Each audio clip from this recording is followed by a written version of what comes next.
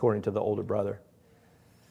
And he was trying desperately through a lifestyle of obedience and outward submission, he was trying to manipulate Victor to get what he really wanted deep within. And it was because he never came to a place of seeing and valuing the love of the Lord, the love of his Father as it was offered to him and manifested to him. I wonder, Victor, do we see the love of the Lord in the day-to-day and in the hardship and in the difficulty and in the pain as he's trying to get at this orphan thing deep within us that is not teachable, hasn't learned to submit, and the Lord's just simply trying to expose it and say, this is a problem. Do you not see that? And real love is, I would give myself to you. Real love is, he would offer us Christ in fullness. Real love is, he's offering us, Janet, to become the vineyard of God. That the nature of God, the nature of his character is expressed through us. But just like a little child who's not born knowing how to play Rachmaninoff or Beethoven or Elton John on the piano, but has to go through a disciplining process, a learning process, and in many cases a humbling and painful process to be able to develop the skills necessary to be able to submit to that ultimate will. In the same way, you and me, though we've been offered to be vessels of Christ himself, but until we've come under the hand of God, submitting to his discipline, and in many cases succumbing to the pain and the hardship necessary to build the character needed in order to sustain the glorious life of Christ, is just a pipe dream. It'll never happen. I read that this morning. In fact, let's flip over to that, Romans 5. It's a beautiful reminder to me. This is the way of the Lord with us, you guys. And if I'm guilty of talking about suffering too much, I'm actually in pretty good company because Paul wrote about it all the time. And this is Paul's take on suffering. Therefore, since we have been justified by faith, we have peace with God through our Lord Jesus Christ. Through him we have also obtained access by faith into this grace in which we stand. And we rejoice in what? In hope of the glory of God. Is that not what we just talked about? What am I rejoicing in? What am I espousing and exalting and saying, this is what we were made for, you guys? It's the hope of the glory of God being manifest in you and me, which is Christ and his life being seen in you and me. We rejoice in that. We were created to emanate the goodness of God throughout all eternity. I cannot think of a better thing to attain to in life. There is no better thing to attain to in life.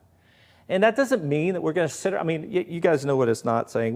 There are going to be outflows of the glory of God, and we're going to get to experience, amazing manifestations of that glory. But there's nothing greater than to go through eternity with Christ as our life, you guys. That is my hope. But then verse 3, but not only that, but we also rejoice in suffering. What a ridiculous thing to say. Wait a minute.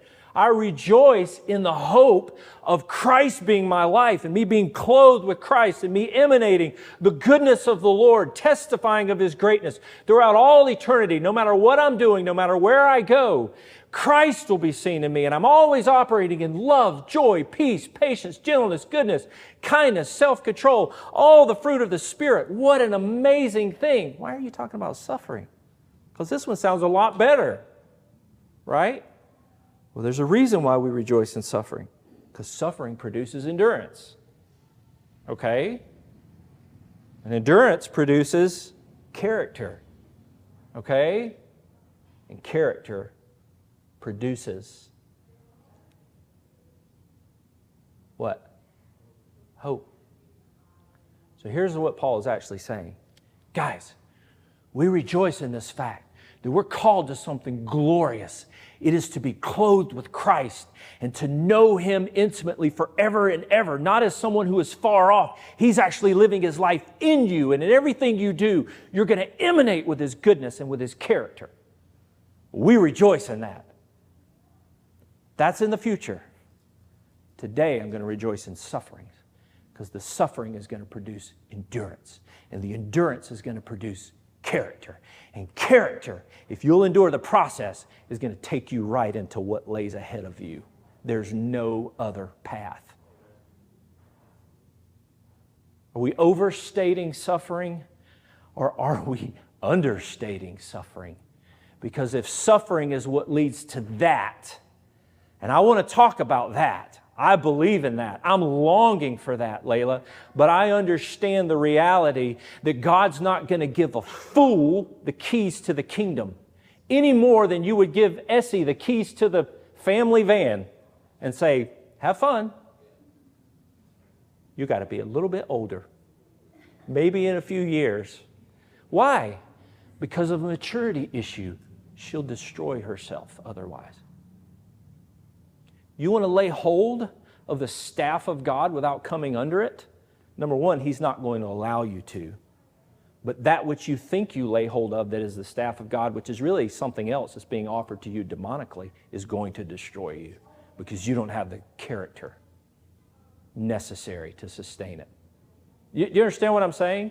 You don't have the character necessary to be in the position of authority. Now, God's not offering you that position of authority. The enemy might. Not until you're prepared for it. It's progressive. It's not an all or nothing deal. We're being prepared for things and the Lord is unveiling things. I get all that. But there's a process, you guys. There's a process. And it's the same process that's given to us in the children of Israel.